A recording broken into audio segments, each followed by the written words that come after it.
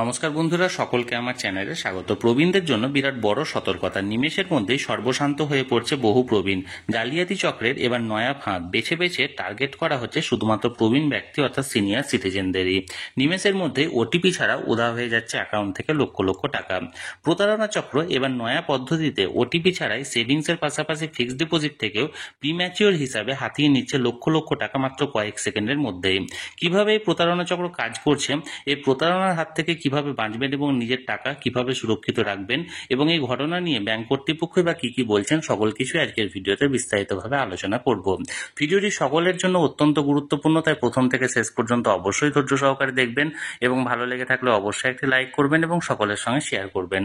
আর সেই সাথে এই চ্যানেলে যদি প্রথমবার হয়ে থাকেন এরকমের ইনফরমেটিভ ভিডিও আরও দেখার জন্য যারা এখনো পর্যন্ত এই চ্যানেলটিকে সাবস্ক্রাইব করেননি তারা অবশ্যই চ্যানেলটিকে সাবস্ক্রাইব করে নিতে ভুলবেন না।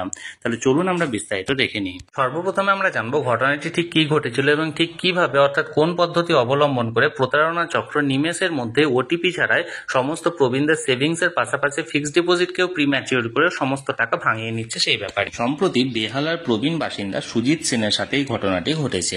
ঠিক কি হয়েছিল? সুজিত বাবু জানান, তিনি অনলাইনে কিছু একটি কেনার জন্য গুগলে ভয়েস সার্চ করেছিলেন, অর্থাৎ তিনি মুখে বলে সার্চ করেছিলেন যে তিনি কি কিনতে চান।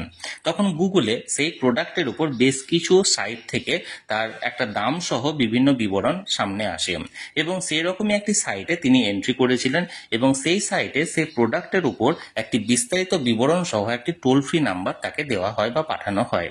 সুজিতবাবু সেই টোল ফ্রি নাম্বারে প্রথমে কল করলে সেই নাম্বার থেকে কোনো রিপ্লাই বা কোনো উত্তর আসে না। এরপর একটা অচেনা নাম্বার থেকে সুজিতবাবুর মোবাইলে একটি ফোন আসে এবং সেই নাম্বার থেকে প্রথমে একজন হিন্দিভাষী ভদ্রলোক সুজিতবাবুর কাছ থেকে জানতে চান যে তার কি প্রয়োজন, অর্থাৎ তিনি কি কিনতে চান। তখন সুজিতবাবু ওনার প্রয়োজনের কথা তাকে জানান এবং সেই মতো সেই হিন্দিভাষী ভদ্রলোক তাকে বেশ কিছু মোবাইলে গাইড দেন বা নির্দেশ দেন এবং তাকে বলেন যে প্রথমে মোবাইলে এক টিপতে বা দুই টিপতে এরকম কিছু নির্দেশ থাকে এবং তার পাশাপাশি স্ক্রিনে কিছু টাচ করারও নির্দেশ দেওয়া হয়। সুজিতবাবুর কথা অনুযায়ী যেহেতু সেই হিন্দিভাষী ভদ্রলোক তার কাছ থেকে কোনো রকম ব্যাংকের তথ্য বা কোনো রকম এটিএম এর তথ্য বা এটিএম পিন বা ওটিপি কিছুই যেহেতু চাননি, তাই সুজিতবাবু সেই হিন্দিভাষী ভদ্রলোকের কথা মতো শুধুমাত্র প্রোডাক্ট কেনার উদ্দেশ্যেই তিনি তার নির্দেশ মতো কাজ করে গেছেন। অর্থাৎ সেই ভদ্রলোক সুজিতবাবুকে যে নির্দেশ দিয়েছিলেন বা যেখানে যেটা টিপতে বলেছিলেন বা টাচ করতে বলেছিলেন সেই নির্দেশ মতো সুজিতবাবু কাজ করে গেছেন। এরপর কলটি ডিসকানেক্ট হয়। ডিসকানেক্ট হওয়ার পর সন্ধ্যের দিক থেকে তিনি লক্ষ্য করেন যে সুজিতবাবুর মোবাইল ফোনটি কাজ করছে না, অর্থাৎ সুজিতবাবুর মোবাইল ফোনটি প্রায় অচল হয়ে গেছে। তখন তিনি মোবাইল ফোন এবং সিম কার্ডটি নিয়ে আধার সেন্টারে গিয়ে তিনি ভেরিফাই করতে যান এবং সেখানে তাকে বলা হয় যে তার আধার কার্ডটি লকড করা আছে, অর্থাৎ বায়োমেট্রিক লক করা আছে।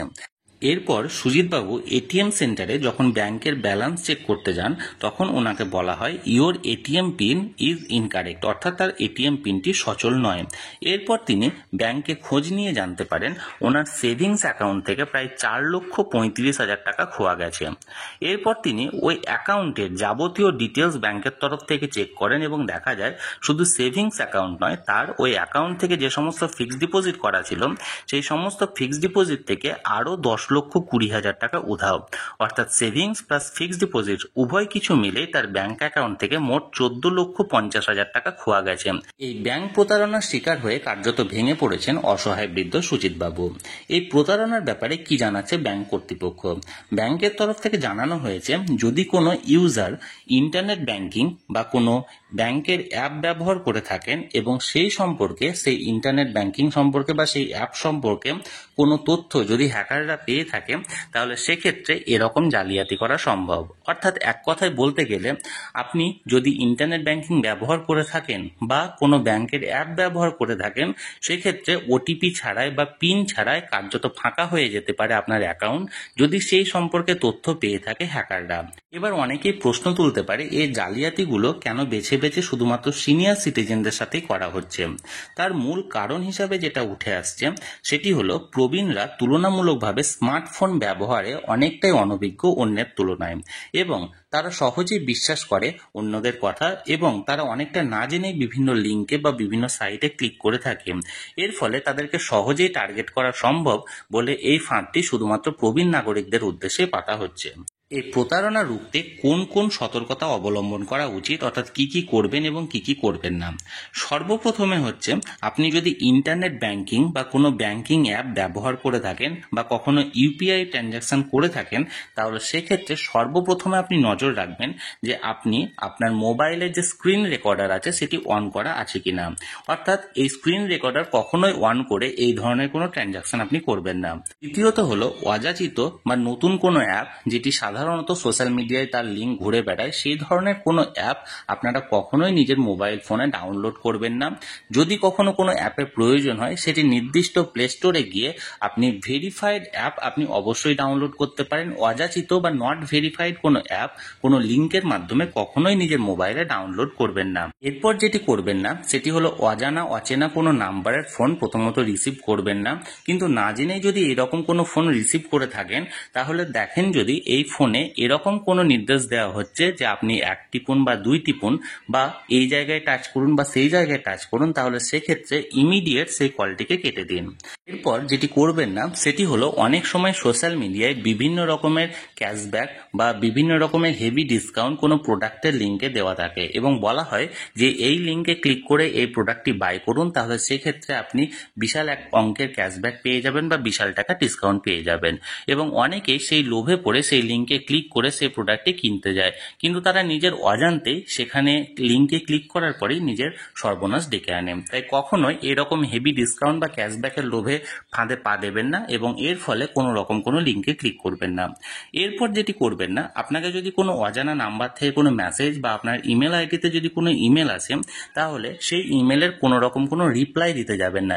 ইমেল বা মেসেজ যেটি আসুক না কেন সেটি আগে প্রথমত পড়ে নেবেন এবং যদি দেখেন যে এই ইমেল বা মেসেজটি আপনার প্রয়োজন নেই, তাহলে ইমিডিয়েট সেই মেলটিকে বা সেই মেসেজটিকে ডিলিট করে দিন, ফোনে কখনোই রাখবেন না। তাহলে বন্ধুরা, এই কয়েকটি ব্যাপারে আপনারা অবশ্যই সতর্কতা অবলম্বন করবেন। সর্বোপরি এরকম যদি কোনো ঘটনা ঘটে থাকে, তাহলে প্রথমে ঘাবড়ে না গিয়ে আপনারা ইমিডিয়েট ব্যাংক কর্তৃপক্ষের সাথে যোগাযোগ করুন এবং তাদের নির্দেশ মতো কাজ করুন এবং পরিশেষে অবশ্যই আপনি যে কোনো থানা সাইবার সেল ডিপার্টমেন্টের সাথে কন্ট্যাক্ট করতে পারেন এবং তাদের গাইডেন্স মোতাবেক কাজ করতে পারেন।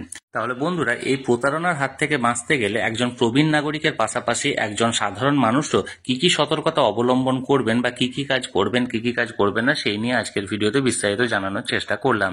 এই নিয়ে যদি আপনাদের কোনো প্রশ্ন থাকে বা কোনো জিজ্ঞাসা থাকে, অবশ্যই কমেন্ট করে জানতে পারেন। আমি চেষ্টা করব আপনাদের সকলের প্রশ্নের যথাযথ উত্তর দেওয়ার। আর এই ভিডিওটি ভালো লেগে থাকলে অবশ্যই একটি লাইক করুন এবং সকলের সঙ্গে শেয়ার করুন। আর সেই সাথে এই চ্যানেলে যদি প্রথমবার হয়ে থাকেন, এই রকমের ইনফরমেটিভ ভিডিও আরো দেখার জন্য যারা এখনো পর্যন্ত এই চ্যানেলটিকে সাবস্ক্রাইব করেননি, তারা অবশ্যই চ্যানেলটিকে সাবস্ক্রাইব করে রাখুন। ধন্যবাদ, দেখা হচ্ছে পরের ভিডিওতে।